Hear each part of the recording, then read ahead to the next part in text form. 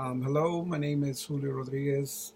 For my final presentation, I decided to concentrate on classroom management. And the reason I wanted to concentrate on this topic was because um, I have a certain experience with that term from an incident that occurred to me a couple years back. So before I get into that, I guess a little bit background about myself. I'm a senior at UTRGV. I'm majoring in art education.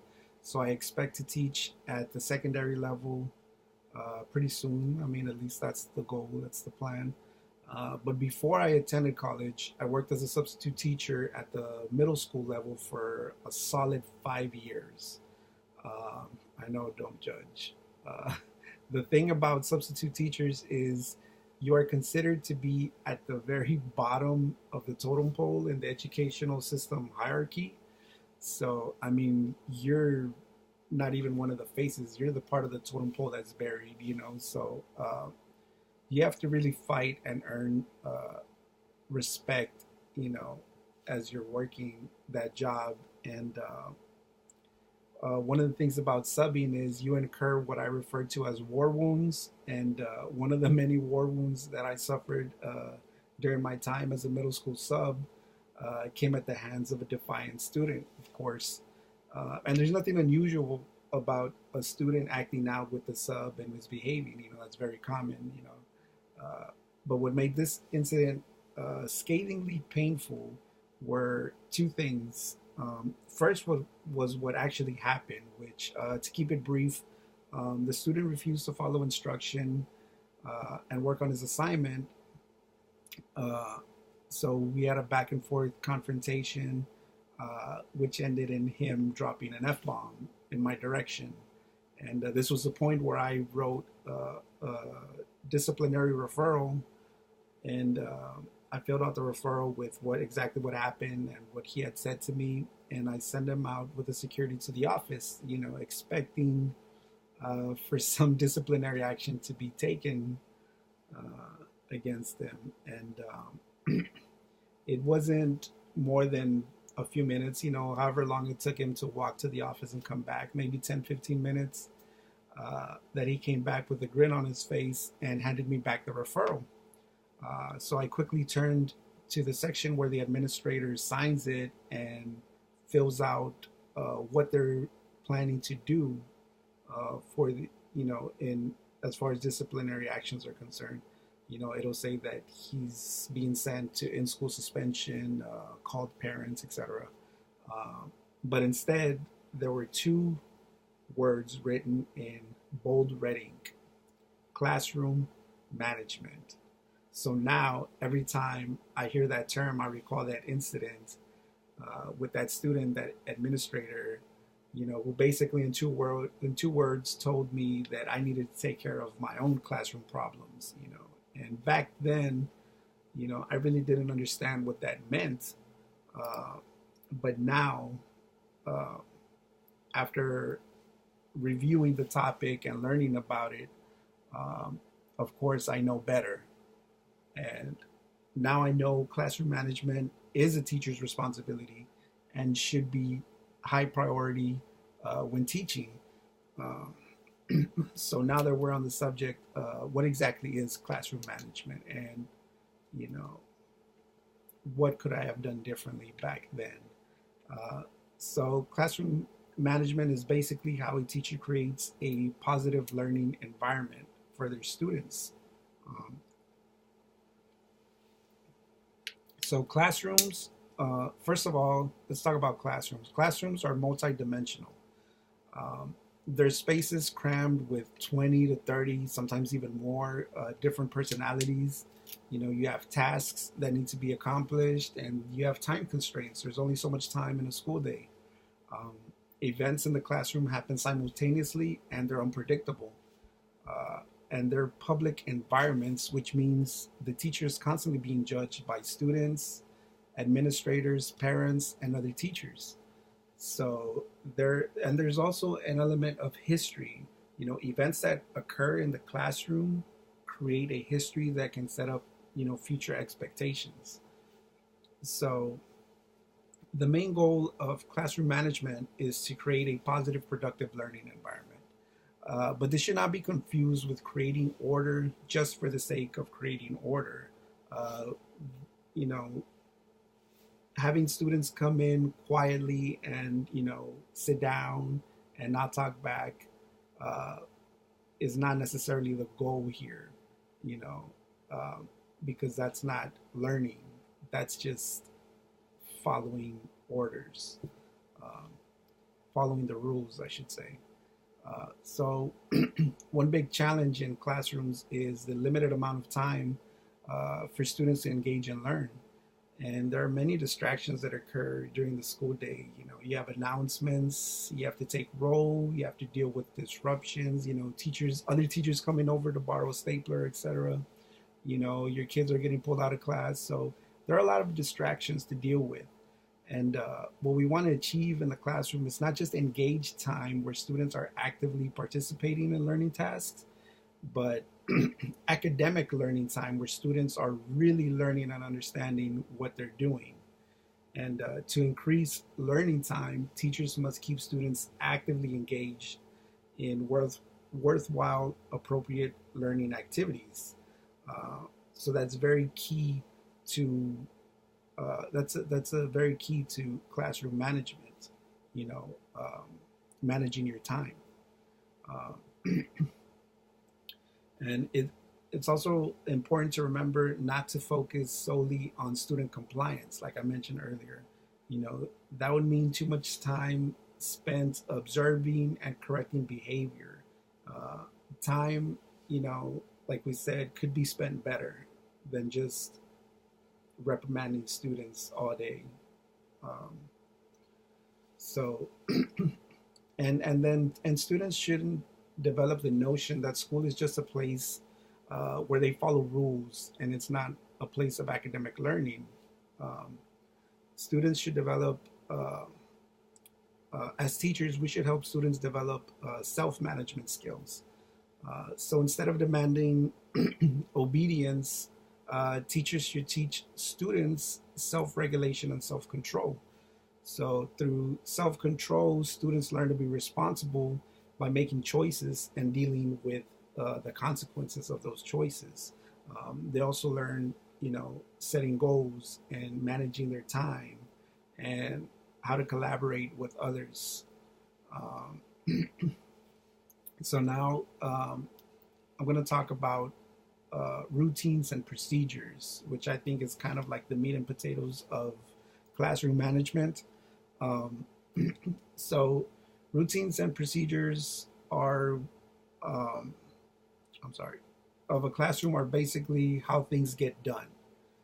They cover things such as bathroom breaks, when to sharpen your pencil, turning in homework, attendance, uh, things of that nature. The basic tasks of the classroom.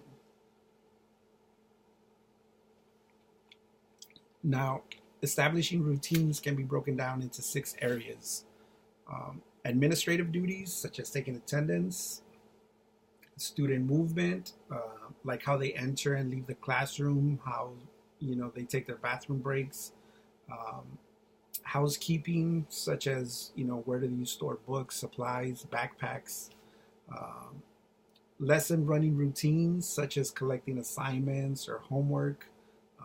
A lot of teachers will have a little Dropbox for that. Interactions between student and teacher, like getting the teacher's attention for help. We teach students what to do in those uh, scenarios. Usually you raise your hand or you know something of that nature, and how to talk among students. So when either they're socializing or when they're helping a peer. Uh, and closely tied to routines and procedures, of course, are rules. Now, rules are simply the do's and don'ts students are expected to abide by. Pretty simple.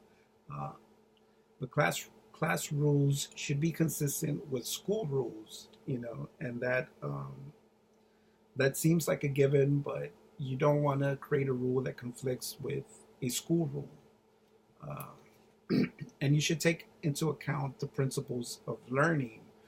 For example, we know that students benefit um, when they explain assignments to each other. You know, they learn through explaining. So making a rule that doesn't allow students to interact or help each other may impede an opportunity for learning. So that's important to keep in mind when establishing class rules. It's also preferable to have a few general rules that cover many specific rules as opposed to having a bunch of very specific rules, you know, such as respect and be polite to everybody else. That's a pretty general rule that covers a large area of situations.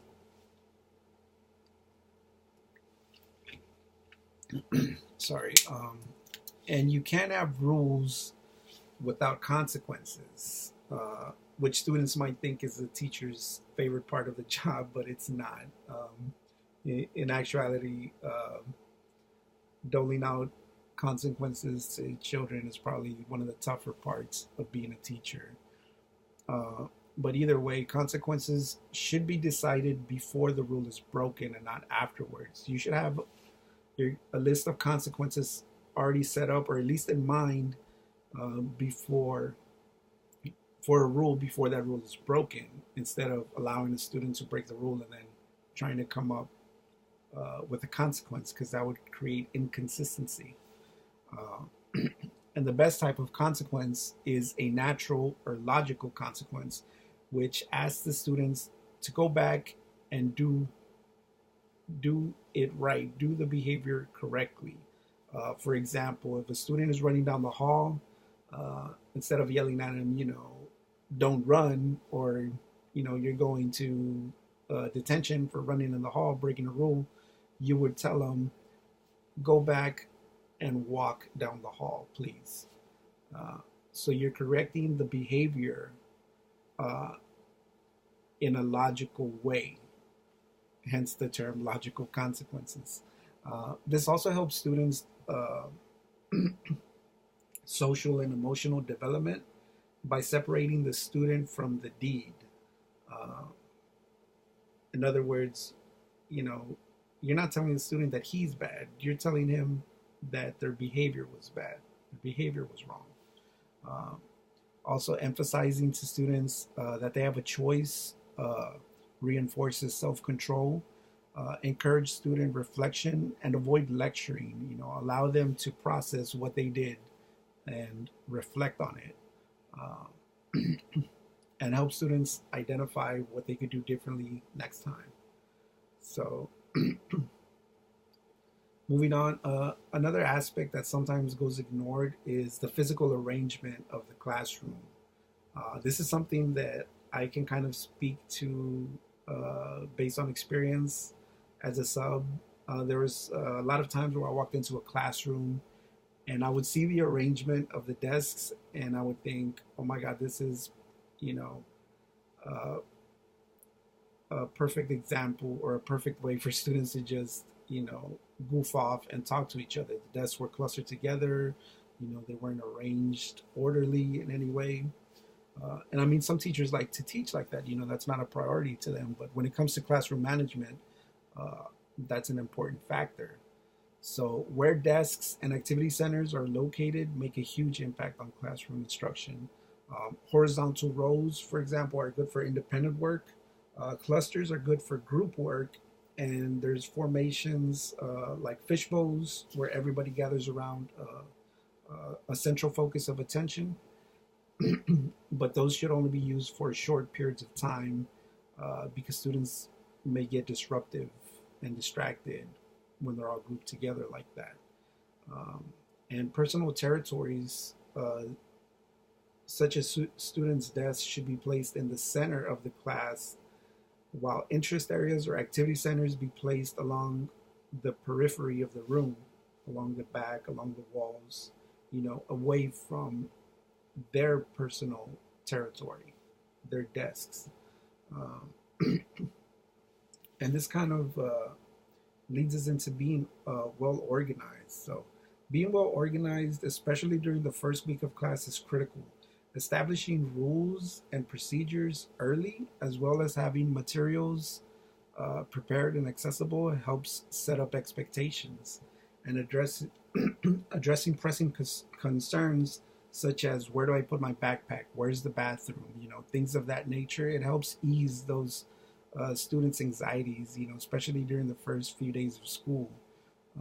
And it teaches them the routines and procedures you expect them to follow. So, any discipline problems that do arise should be handled quickly and firmly, but not harshly.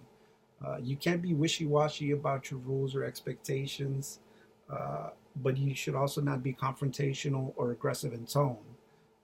That being said, prevention is usually the best medicine to discipline problems. To do this, a teacher should be skilled in these four areas: with itness, overlapping activities, group focus, and movement management. Now, with itness is a term that refers to how a teacher conveys to students that they're aware of everything that's happening in the classroom. They're with it. This is akin to having eyes on the back of your head. These types of teachers are constantly scanning the room, and they give attention to all students, not just a small group. Uh, and they stop misbehavior, you know, quickly by shooting a student a glance that may be trying to get away with some, kind of disruption over here on the low. But if you're with it, you catch that, give them a glance, and that should stop the behavior. Uh, Overlapping is keeping track of and supervising several activities at the same time. As we said earlier, you know, things happen simultaneously in the classroom. So, for example, helping a student with the question while keeping the rest of the class working, that would be an overlapping. Group focus is being able to keep as many students involved in class activities instead of focusing on just a small group of students. That might sound like a given, but when you have 30 kids and two or three of them are really involved, sometimes you just kind of narrow your focus on them and you might end up ignoring the rest of the class. But if you have good group focus, then you can focus on the entire group. Uh, Movement management is when a teacher keeps an appropriate pace and transitions smoothly into other activities. So what happens when with abrupt transitions is a portion of the class will move on to the new activity. Another portion of the class will still be working on the previous activity, and then some kids won't even know what to do. And through all this chaos, you're going to have students take advantage and become disruptive, and getting them back on track can prove difficult after that. So movement management is very important. Uh, Now there will inevitably be a discipline problem that you must address, while teaching. In fact, several. Uh, but it's important to note that you should not publicly correct every minor infraction. Not every discipline problem will require too much of a remedy. Most students will comply when you give a desist command. When you tell them to stop or you redirect them, most of them will comply. Um, but there are 7 ways to quickly stop discipline problems from least to most intrusive. Uh, and they are first, least intrusive, make eye contact with the offender, or use other nonverbal cues, tell them like, hey, it's time for you to get to work, nonverbal cues. Or you could try a verbal hint, name dropping, ask the student a question, bring him or her up during lecture, bring their name up to get their attention. Ask students if they are aware of their negative actions. So, you see a student uh, being disruptive, ask them if they know that what they're doing is causing a distraction. Remind students of the procedure if they're not doing it correctly. So if you see them not working the assignment uh, in the way it should be worked, um, then remind them this is how you're supposed to do this, and this is how I expect you to do this. And then unhostile tone, ask students to state correct rules or procedures and then follow them. So you can ask them like, "Hey, how are you supposed to do this?" And then they'll tell you, and then you tell them, "Okay, follow that."